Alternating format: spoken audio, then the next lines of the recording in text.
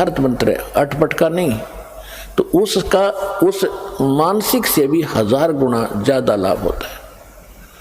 तो जो श्वास का सेवन यथार्थ मंत्र जो श्वास का आपको दिया गया अधिकारी से प्राप्त हो, यानी कोई भी वस्तु है, कोई भी काम है, मर्यादा से चलता है। परमात्मा ने भी अपनी मर्यादा बना के छोड़ दी है कि छोटा सा बच्चा गर्भ में होता है, फिर वो बाहर आता है, समय पर बाहर आता है तो माँ के स्तन में दूध पहुँच जाता है पहले ही, क्योंकि उसके दांत नहीं होते। फिर समय युवा होता है इतने समय में, फिर इतने समय में फिर मरता है। ये मर्यादा भगवान ने बना रखी है। इसी प्रकार इस भक्ति की भी मर्यादा, इसमें इधर उधर होने से लाभ नहीं होगा बिल्कुल भी। तो क्या बताया भगवान ने कि परम संत से लेने के बाद जो एक श्वास का जाप आप करोगे उसको और मर्यादा में रहोगे तो आपकी इतनी पूंजी भक्ति की इकट्ठी हो जाएगी। अब ये समझ लो कि जैसे एक तो पैदल चले, पैदल जाने में आगे समुद्र आ गया, बाधा बन गई, समुद्र जहां तक देखते जल ही जल है, जल ही जल है, वापस आ जाता है कि आगे धरती खत्म। तो इसी प्रकार इन ऋषि महर्षियों ने जो अपनी पैदल यात्राएं की, अपने अभ्यास से जो मंत्र ये करते थे तो त्रिकुटी पर जाकर वापस हो लेते थे कि इसका आगे कुछ है ही नहीं, त्रिकुटी का कोई स्थान नहीं, इसे अगर बहुत ज्यादा वस्तु है। तो इस प्रकार जहाज में बैठ कर जावे, समुद्र को भी पार कर जावे, यथा स्थान पर पहुंच जाता है। तो इस प्रकार ये साधना जो दास आपको देगा, ये ऐसी साधना है, ऐसा ये यान बन जाएगा, इन सब के ऊपर के पार करता हुआ सतलोक आपको जा छोड़ेगा।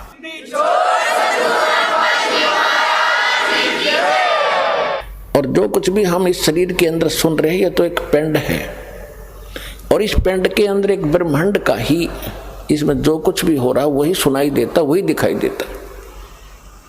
जो इसके अंदर हमें धुन सुनती है, जैसे विशेषकर राधा स्वामी वाले तो इसी पर जोर दे रखा है कि अंदर कान दाब करके देखो, देखो अंदर घंटियां बज रही हैं, इसमें मुरली की आवाज़ आती है, बांसुरी की आती है, वो सुनते हैं, नगाड़े बज रहे हैं, बादल की गर्जना सुन रही है। ये तो इस एक ब्रह्मांड काल का ही साजबाज है। ये इससे बाहर है, वो ऊपर सतलोक से वो अलग आती है वो धुन, और केवल उसी को सुनेगी वो धुन जो सतनाम और सार नाम का जाप करेगा। बाकी अन्य को जो सुनती है वो इस काल की सुनती है, इस शरीर के अंदर जो भी सुन रही काल की ही सुन रही है, और वो परमात्मा की धुन इनसे हटकर होगी। लेकिन उस धुन के सुनने से कोई प्रयोजन सिद्ध नहीं होगा आपका सिद्ध होगा मंत्र जाप करके, जो दास कहे ऐसे करते रहो। यहाँ से आप स्वयं नहीं जा सकते, इस भक्ति की कमाई जब आपकी हो जाएगी तभी आपको यहाँ से ले जाया जाएगा।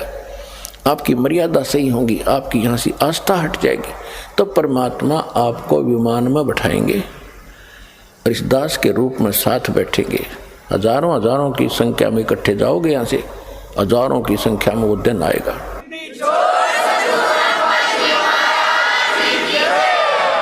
और ऐसे जाओगे जैसे कहीं घूमने फिरने जा रहे हैं, गुरुजी साथ हैं, सत्संग करने जा रहे होंगे, वहाँ सतलोक में जाकर पता लगा तुमने कि हम तो यहाँ आ गए भाई। नीचे ये कवर पड़ा रहेगा, ये कवर जो आज हमने कितना प्यारा लगता है, वैसे तो ये बहुमूल्य है क्योंकि मनुष्य जीवन आसानी से नहीं मिलता। लेकिन मनुष्य जीवन प्राप्त करके भक्ति नहीं की तो क्या प्राप्त हुआ, ऐसा पशु का, ऐसा मनुष्य का। तो इस मनुष्य शरीर को तो ऐसा समझना, भक्ति करने के बाद इससे हमारा प्रयोजन पूरा हो गया। जैसे अंडे में बच्चा बनता है और बच्चा बनने के बाद बच्चा उड़ जाता है और कवर पड़ा रहता है, तो मूल वस्तु जो बनानी थी वो बच्चा बनना था उस अंडे में, उस अंडे बिना बन नहीं सके था, अंडे के कवर बिना। तो ये तो एक अंडे का कवर है जो अपना है, इसके अंदर ओरिजिनल इस ताकत से, भक्ति से, जैसे पक्षी को, अंडे को मादा पक्षी ऊपर बैठकर उसको ऐसी हीट देती है, अपनी ताकत देती है, जिससे वो बच्चा बन जाता है, और बच्चा बनने के बाद वो फूट जाता है और वो उड़ जाता है, कवर पड़ा रहेगा। तो ये दास समझो, माता समझो, और आप इस शरीर रूपी कवर में बच्चे समझो। इसमें ऐसी भक्ति, ऐसा ज्ञान, ऐसी शक्ति दे देकर आपकी भक्ति इतनी चार्ज हो जाएगी सूक्ष्म शरीर के अंदर, चलते समय ये ऊपर का कवर अंडे का पड़ा रहेगा और वो असली वस्तु सतलोक पहुंच जाएगी, जो इसका प्रयोजन था।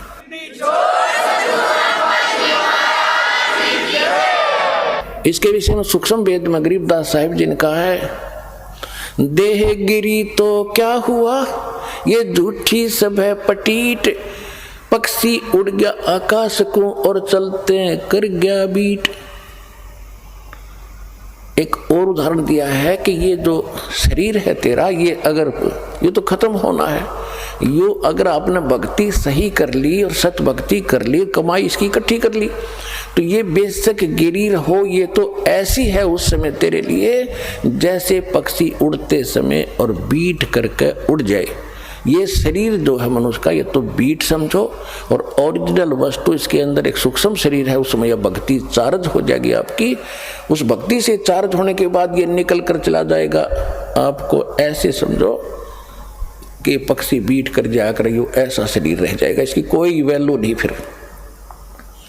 और जब तक ये आपके पास है, आपको उदाहरण दे दिया, अंडे बिना बच्चा नहीं बने, इस शरीर के बिना यो मोक्ष और इसमें चार्जिंग नहीं हो सकती। और जब हमारा काम पूरा हो गया तो ये शरीर छूटेगा, तो छोड़ना पड़ेगा। जब बच्चा अंडे में ना निकलेगा तो अंडे में मरी जाएगा, वो तो खत्म हो जाएगा। इससे निकलेंगे, फिर ऐसे नहीं निकलेंगे जैसे पहले तो इसको मार पीट कर निकालते हैं यम के दूत। और इस भक्ति की ताकत से आप 1 सेकंड में बाहर पाओगे इससे, और परमात्मा के विमान में और सतलोक जा रहे होगे। तो ये इतनी ताकत देगा आपको ये सतनाम। तो उसके बारे में जैसे हम आपको बहुत सी मर्यादा बताते हैं कि आपने ये त्योहार आता है होली, इसके अंदर कुछ भी सहयोग नहीं देना है, पार्टिसिपेट नहीं करना है ना इस पर, क्योंकि हम ये देखो पुण्यात्माओं, इस ज्ञान से आपका मन हटेगा इन बकवादों से। एक भक्त बता रहा था कि हमने 10 वर्ष तक कोई त्योहार मना कर नहीं देखा। हमारा एक परिवार है, चाचे ताऊओं का 10-12 घर है, 3-4 घर है, उनमें 10 मौत होगी, एक वर्ष में 2 हो जाती, कई मौत होगी। तो कोई भी त्योहार हमने नहीं मनाया। त्योहार निकट आवे और कोई ऐसा निकट संबंधी या कोई भाई या माँ बाप वो मर जा, जुआ, कोई ऐसे कोई बहन विधवा होगी, हमने कहता 10 साल हो गए त्योहार नहीं मनाया कोई भी। अब इधर से होरी खेल रहे हैं, उधर कोई मृत्यु का संदेश आ जा, टक्कर मार रहा हो, तो अब खेल ले होरी, खेल के दिखा। इसे गंदे लोक में क्या करना था, क्या करने लग गए आप लोग। तो गरीबदास साहिब जी के पास गांव के लोग आए कि आओ महाराज होली खेल लेंगे। परमात्मा के बच्चे बोले, भाई हम ये होली नहीं खेलते, हम होली खेलते हैं राम नाम की। राम नाम की होली जो खेलता उसको कभी हानि नहीं होती, दुख नहीं होता। और राम नाम की होली भी तभी खेली जाएगी जब हमारे पास राम का नाम सही होगा। तो राम नाम कौन सा है सही? गरीबदास जी तो क्लियर कर रखा है, राम नाम जप कर थर होई, ओम सोहम मंत्र दोई, यू है राम का नाम। तो उसके बारे में क्या बताते हैं, सत नाम पालड़ रंग होरी हो। यानी ग्रंथ में गरीबदास जी की वाणी में तो वो अक्षर न्यारे न्यारे लिखे हैं, लेकिन मैं बार बार नहीं बताऊंगा, उसको मैं सतनाम बोल रहा हूँ। ग्रंथ में वो दोनों मंत्र न्यारे न्यारे लिखे हैं, ये और ये मंत्र पालड़ रंग होरी हो, तो उसको गुप्त करके दास सतनाम बोल रहा है। वैसे गरीबदास जी की वाणी में वो दोनों मंत्र लिखे हैं कि दोनों मंत्र पालड़ रंग होरी हो, मैं उसको सतनाम कह रहा हूँ। तो क्या कहा कि सतनाम पालड़ रंग होरी हो, भाई 14 लोक चढ़ावे राम रंग होरी हो, 3 लोक पासेंग धर रंग होरी हो, तो ना तुले तुलाया राम रंग होरी हो। अब इस सतनाम की आप भक्ति करोगे तो आपके घर पर कोई आपत्ति नहीं आओगी, ना कोई अकाल मृत्यु होगी, ना कोई दुख होगा, ना कोई रोग सतावेगा। तो असली होली, असली खुशी तो हम राम नाम के रंग से ही खेल सकते। उनका कहने का भाव ये है। अब जैसे तखड़ी के अंदर, तराजू के अंदर बैलेंस बोलो अंग्रेजी में, इसके दो पलड़े होते तराजू के, और इसमें एक पासिंग शब्द है, पासिंग। शायद अब तो पासिंग एजुकेटेड बच्चे हो गए, इनको पता नहीं होगा पासिंग किसे कहते हैं। जब तखड़ी के अंदर, तराजू के अंदर कोई त्रुटि होती थी, अनबैलेंस्ड होती थी, उसमें जो उसको बैलेंस करने के लिए, उसकी वह त्रुटि रहित करने के लिए ऐसे चेक किया जाता था। हमारे घर पर, हमारे पिताजी के पास ये दुकानदार बनिए लोग, सौदागर आते थे गेहूं, बाजरा, ज्वार मोल लेने के लिए, क्योंकि दास का जन्म एक किसान परिवार में हुआ। तो हमारे पिताजी कहते थे, सेठ जी पहले अपनी वो तखड़ी चेक करा, इसमें कोई डांडी तो नहीं है, यानी कोई डिफेक्ट तो नहीं है। तो ऐसे करता था। तो अगर कोई डिफेक्ट होता, टेढ़े मेढ़े होते वो, तो दूसरी तरफ उसको बराबर करने के लिए जो कणक तोलनी होती, मान ली गेहूं तोलना है, तो थोड़ा सा गेहूं उठाकर 10-20 गेहूं उठा के और दूसरे पलड़े में डाल दिया जाता था, और वो फिर तखड़ी बराबर हो जाती थी, उसमें त्रुटि नहीं रहती थी। तो वो पासिंग जो है, वो 4 दाने 20 दाने गेहूं के, वो कोई सौदे में नहीं है। सौदा तो फेर है, वो 10-20 क्विंटल तोला जाएगा गेहूं, वो है सौदा। तो कहने का भाव ये है कि इस परमात्मा का एक सतनाम विधिवत लिया हुआ, जो 2 अक्षर का मंत्र जो है, एक सतनाम कंप्लीट हो जाता है, एक बार बाहर छोड़ो, दूसरा अंतर लो, ये हो गया पूरा, बस एक मंत्र ये है। इसको उस तराजू के एक पलड़े में रख दो और यहाँ के 14 लोग चढ़ा दे, शिव जी का लोक, विष्णु का लोक, ब्रह्मा जी का लोक, दुर्गा का लोक, ये और ऊपर के ब्रह्म लोक, और ये जितने भी खेड़े हैं ये, और ऊपर के गोलोक वगैरह, ये ऐसे 14 लोक होते, तला तो ये सारे कहते ये एक साइड में चढ़ा दो। और 3 लोक तो पासंग रख दो, पासंग जिनका कोई सौदे में लिंक नहीं है। वो कौन कौन से 3 लोक? या पृथ्वी, स्वर्ग और पाताल लोक।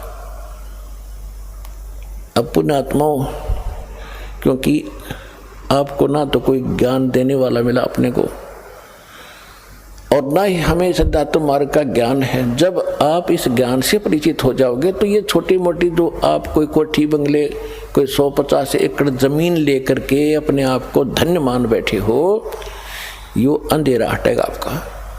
अब कोई MLA बन जाता है, कोई सरपंच बन जाता है, बस पूछो मत, न फूला नहीं समाता, सरपंच बन गया, चेयरमैन बन जाता है, MLA बन जाता है, एक मंत्री, प्रधान, मुख्यमंत्री बन जाता छोटे से स्टेट का, तो उसकी खुशी का कोई ठिकाना नहीं होता। ये बच्चों के खिलौने लगेंगे आपको, जैसे बच्चे अनजान खेल रहे हो गुड़िया के साथ।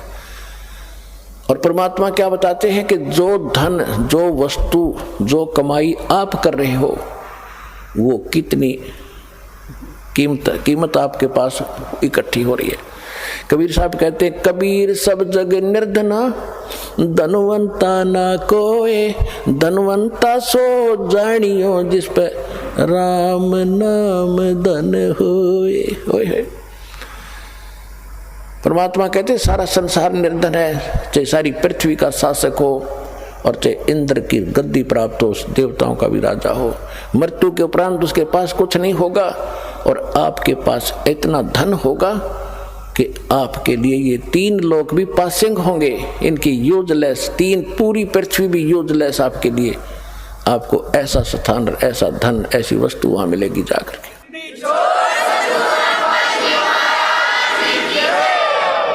अब क्या बताते हैं, कोई मंत्री बन जाता है, प्रधानमंत्री बन जाता है, सब समझता मैंने अपने जीवन को सफल कर लिया। और जब वो अध्यात्म ज्ञान से परिचित हो गए, और आप तो हो ही लिए, तब आपको पता चलेगा इसने तो अपना जीवन नाश कर लिया, खाक सफल कर लिया मनुष्य जीवन को। मनुष्य जीवन का काम तो शुरुआत भी नहीं की। आज कोई पूर्व में कोई अच्छा नेता था, कोई अच्छा कोई संत महात्मा था, और उसका क्या करते हैं, एक मरने के उपरांत एक उसका स्टैचू बनाते, मूर्ति उसकी स्थापना कर देते, एक ऊपर छतरी ही बना देते, और वो कहीं गधा बना होगा बिना भक्ति करके, और वहाँ उसके 1 साल में माला डाल रहे, उसकी बड़े गुणगान कर रहे, तो खाक गुणगान है ये। तो परमात्मा के ज्ञान से जब आप परिचित हो जाओगे तब आपको महसूस होगा कि आपको क्या मिला और इस संसार को क्या मिला जो आपको आज महिमावान नजर आ रहे हैं। अंत लास्ट में जब भगवान के दरबार में आपकी कीमत आंकी जाएगी उस समय पता चलेगा वो तो कौड़ी थे सारी पृथ्वी का राजा हो, और आप लाल बन गए इस भक्ति के करने से भगवान के दरबार में पहुंच जाओगे।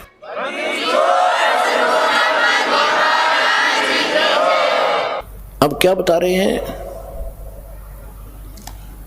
कि सतनाम पालड़ रंग होरी हो, एक मंत्र और 14 लोक चढ़ावे राम रंग होरी हो, और 3 लोक पृथ्वी स्वर्ग और पाताल। ये तो सौदे में नहीं, हमारे में इसको तो पासिंग रखे, ये तो यूजलेस जैसे वो 4 दाने रखे थे। तो ना तुले तुलाया राम रंग होरी हो। इस सतनाम की इतनी ताकत, इतनी कीमत है कि ये पलड़ा फिर भी नहीं उठेगा, 14 लोग भी धर दे और 3 लोग पासिंग रख दे। तो वो मंत्र अब आपको प्राप्त हुआ है। ये 2 अक्षर का नाम है। तो आप देखिएगा कि आप कितनी भक्ति कर रहे हो, और इस आप इतनी भक्ति करते करते भी आपको कितना समय लगेगा। जैसे बैटरी आपके फोन मोबाइल की, और ये डाउन हो जाती है, डिस्चार्ज हो जाती है, जब चार्जर पर लगाते हैं 1-1 घंटा लगी रहती है, जब जाके चार्ज होता है कि बिल्कुल खत्म हो चुकी थी। तो आपकी भक्ति इतनी कमजोर हो गई थी, आपकी आत्मा इतनी डिस्चार्ज होली थी कि ये सिमरन और ये भक्ति और दान धर्म आप आजीवन करते रहोगे, तब जा करके आप चार्ज होगे और ऊपर जान जोगे होगे। तो इसे सदा के जब आप ऊपर से आए थे तो कितने आपके पास भक्ति धन था, उसको इस काल ने लूट लिया आपका। सबसे पहले इसने स्वर्ग बनाए, महास्वर्ग बनाया, और वहां इसने रेस्टोरेंट बना रखे। आप जो पुण्य अपने बाप से लेकर आए थे सतलोक से, इसने सारे खर्च करवाए सतल ऊपर स्वर्ग में। जब आपको लूट लिया उस रेस्टोरेंट में, आपके 10%, किसी पर 25% ये कमीशन लेता है उन स्वर्ग में, और बाकी जो खाना पीना आपको देता है उसका मनमाने रेट लगाता है।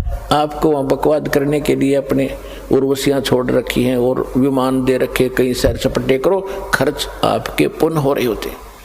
जब आप वहाँ कति कंडम हो जाते हो, खाली हो जाते हो, तब आपको पृथ्वी पर पटक देता है। फिर परमात्मा ने विधान दे रखा है, इसने जो इनकम्प्लीट आपको दे रखा है वेद, इसके शास्त्र अनुकूल साधना करोगे तो आप फिर चार्ज हो जाओगे।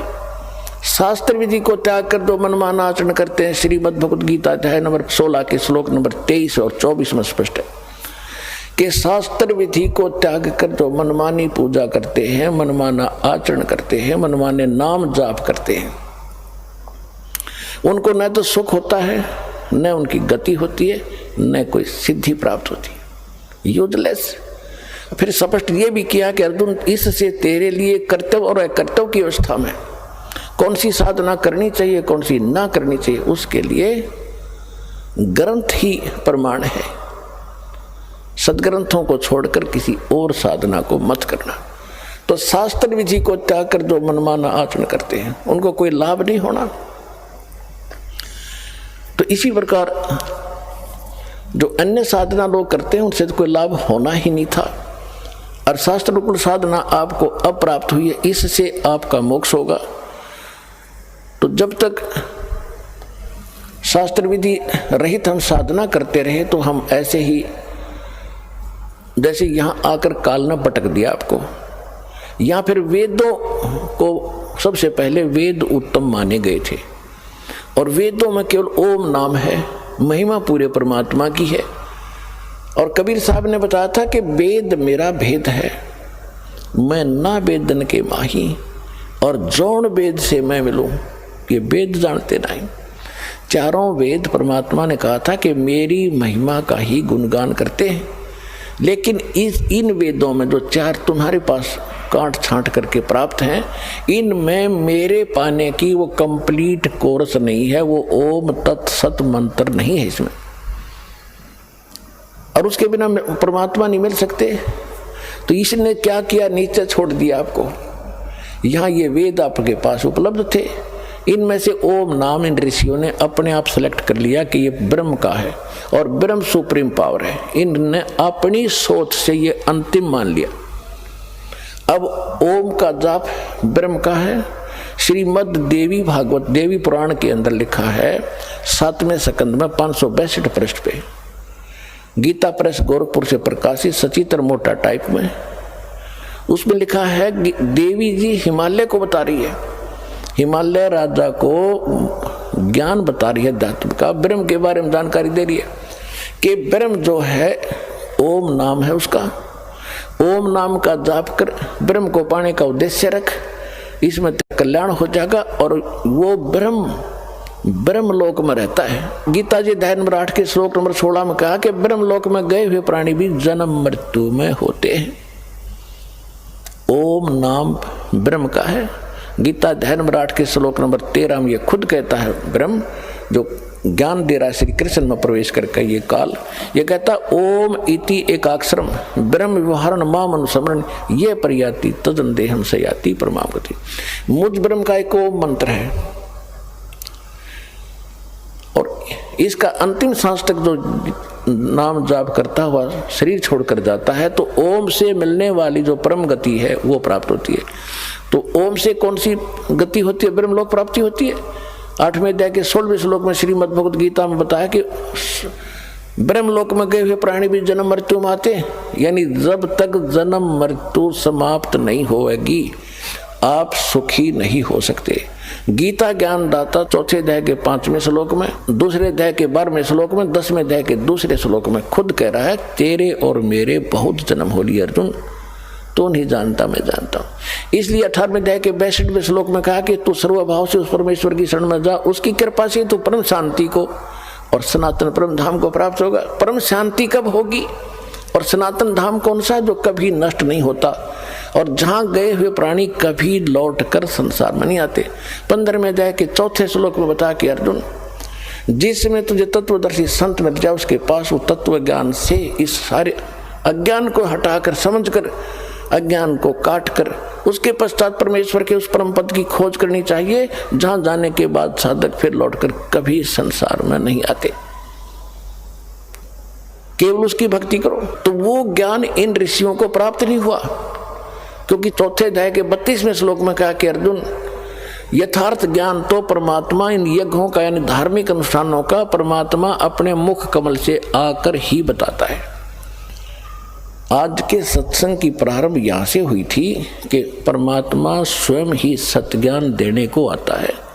इस काल ने सबको भरमा रखा है, ये सबको भरमाता है, मिसगाइड करता है।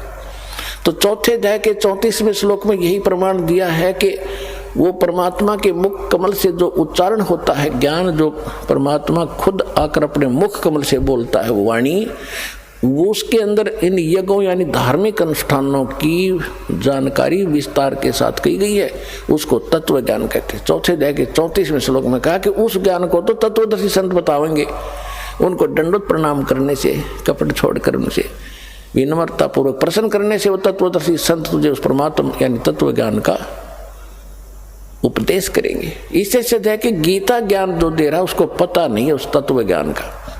इसी प्रकार यजुर्वेद अध्याय नंबर 40 के मंत्र 10 के अंदर कहा कि कोई तो परमात्मा को संभवात कहता है, यानी जन्म लेता है राम और कृष्ण के रूप में, कोई असंभवात कहता है कि वो कभी जन्मता ही नहीं, वो निराकार है। इसकी सही जानकारी वो तत्वदर्शी संत बताते, उनसे सुनो। तो इन ऋषियों की बुद्धि पर पत्थर गिर गया कि जब इन वेदों से हटकर भी कोई और बताने वाला है और कोई ज्ञान भी और है, वो इनको पता नहीं चला। इन्होंने ओम नाम को अंतिम मान के अपने निष्कर्ष निकालकर इस पर दृढ़ हो गए। ये जब ओम नाम का जाप करते हैं ब्रह्मलोक चले जाते हैं, वहां पूंजी समाप्त करके लुट पिट के ये फिर वापस पटक दिए जाते हैं। इसके दौरान जो पाप होते हैं वो पाप भी भोगने पड़ते हैं। यहाँ सभी कर्म आपको भोगने पड़ते हैं, पुण्य भी और पाप भी। केवल एक सत्य साधना जो दास आपको बताता है इस पृथ्वी पर और है नहीं, और ये गॉड गिवन है, परमात्मा कबीर जी की दी हुई है। इससे आपके पहले के पाप भी नाश होंगे, वर्तमान के भी नाश होंगे, और फिर आप सतलोक चले जाओगे, आपका पूर्ण मोक्ष होगा।